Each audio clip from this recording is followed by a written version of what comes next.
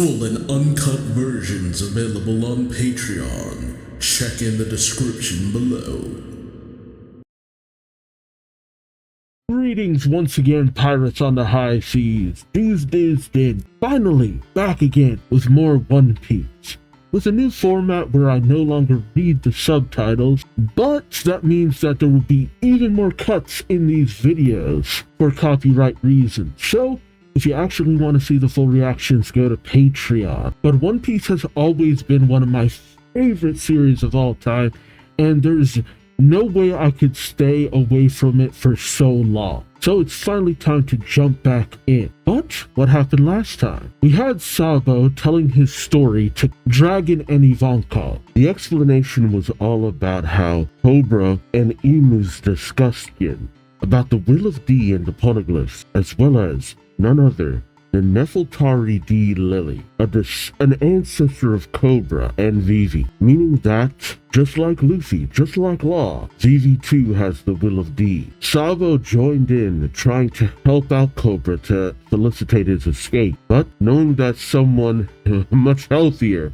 had the message, Cobra sacrificed himself so that Sabo could escape, leaving Sabo with one final message for Luffy and Vivi. Waffle had bore witness to all of this, running right into Vivi, who had been kidnapped by CP0, helping her to escape as well. And thus the domino of the world began to fall one after another, setting up for the final war. But that's for a later time. What'll happen next? Join me as I find out, won't you? The world is shaken, the ruler's judgment and the five elders' action. Near the end of their reverie. Sir, you seem to be bleeding. Dang. I'm making sure you know he was very injured. Sure, he got a hole in his gut. See, the manga didn't make it look as bad as this, though sometimes the anime's got to do some heavy lifting. And they're on the trail. Oh, he misdirected him. Nice. Yeah. It's been a long time since you've needed to be protected. Yeah. Can't let his death be in vain. Actually, shoot, even in terms of the manga, I don't know how he'll get this information to Cobra and Vivi. I mean, to Luffy and Vivi. Oh, there's a rustling in the brush. Oh, freaking rabbit. Oh, it wasn't a rabbit. Oh, Shaka and Pell. Hey Graham, you've always been a worrywart, and now's the time to actually worry. The funny thing is, the citizens of Alabasta are no strangers to conspiracy. I wonder if they'll actually believe that Sabo just killed their king. Shock about to F somebody up. Oh, hey Graham. No one would tell you even if they did know. Oh, he managed to pull the same trick. Not that he'd be taken out by some random grunt. What you gonna do, Waffle? Oh god, Vivi just riding around in the mouth is so wild. While Vivi and Waffle are much stronger than any random... Really? We did the gag twice. First a bunny, now a cat. What an unlikely pairing. And he does have a big mouth. Yeah, she's got a plan. Alright, what now, Saba? You're losing a lot of blood. Security's too lax to be missing all of that luggage. Not double checking for stowaways. Yeah, he would try to turn her over, but you out yourself, you out her. But there's no escaping from this, Waffle. Managed to rise to the top of success. Nope, no snail for you. As usual, Waffle has a plan. Always hard to tell if it's a good one, though. He's got some big news for you, bird. Oh, you smelling the juice, Morgan? The Aegis Kingdom. Yep. He knows it's dripping with juicy information. Yeah, she knows that she can't escape easily either. Have to call her father. Oh boy. Stelly. Oh, Bonnie. Spandam. Looking for Sabo. If the Tanjin Kingdom shit's hold. Oh, we didn't do a whole bunch with her escape. If the Kingdom of Lucia shit bottom. Once you get to Lucia, everything will be alright, huh? Vivi, Waffle, and a few others. Like how many others? Yeah. News of the murder of the King of Alabasta getting out there. And the disappearance of Vivi. See, that's such a weird thing to say, that he's surrounded by a strange fate. And I guess he has a lot of involvement with the family of D, with Luffy and Ace, but they make it sound like it's more than just the two. Old man in a room. Oh god, his eyes on the snail. Freaking voice distortion. And mother flame. And freaking weapons testing. Place with forest rather than with sea. Just on a whim chose Lelucia. Did they even know about the uprising in Lelucia beforehand? Why Lelucia? Oh, long pause. It's close. Signs of revolt.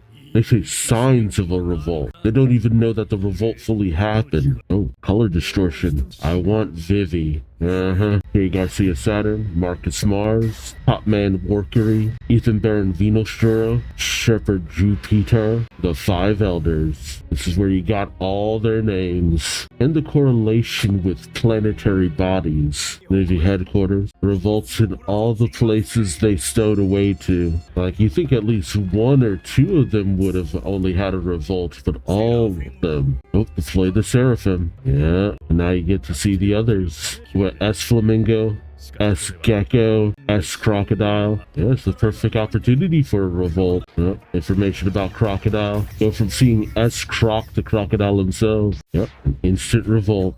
Welcomed with open arms. Yep, the Flame Emperor. The murder of a king is a serious thing, yet he was regarded as a hero. Yep, he saw an opportunity. Yep, the story of Lelucia continues even beyond the destruction of their kingdom. And the government was immediately on top of that too. And seeing the full power of the government so close, and to see everything you know and love just gone in an instant. And even in terms of the manga, we didn't know what exactly this was. Not yet anyway, time of recording. Just utter hell raining down. Nothing biological or natural. There aren't many flying vehicles in the world of One Piece. Very akin to the Arc Maxim from NL. Yeah, and now we learn a little bit more from the first 20. Saint Emu from the Nerona dynasty. An ability of immortality. Could that be it? But that's too simple. There's gotta be more to it than that. Like, why would they choose only this one from the 20 Kingdom? What makes Eam so special? More special than any other dragon out there. Well, on the nose about it being made by Vegapunk. Vegapunk wouldn't knowingly make such a destructive tool. Ancient weapon. And the conspiracy grows. It's still wild that Robin was with Luffy's father this entire time but never felt to bring it up.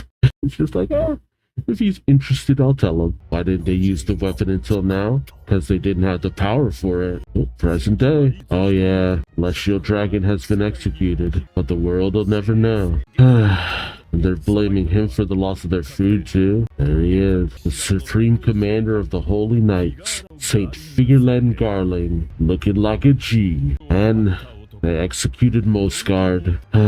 Anyone who defends scum is lower than the scum they protect. What a comment. The most elitist thing possible.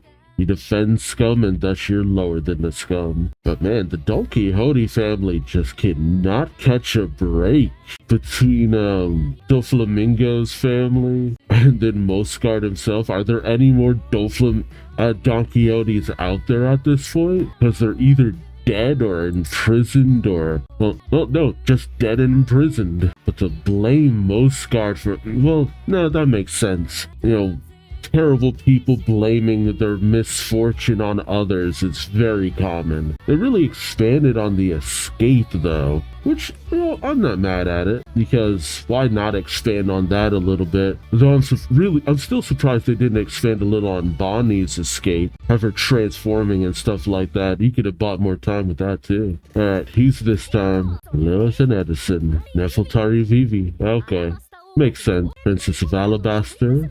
Cobra's daughter, born February 2nd, likes curry, custard pudding, and Ulu Kahia? I have no idea what that is. Her infiltration of Baroque works, Miss Wednesday. I wonder if she'll get that alias again, now that she has to go deep undercover again. Oh man, what if she ended up working with Crocodile again, of all things? That would be hilariously messed up. Or she takes the alias of Miss All Sunday. That'd be wild. Then again, Vivi working with Crocodile, nah.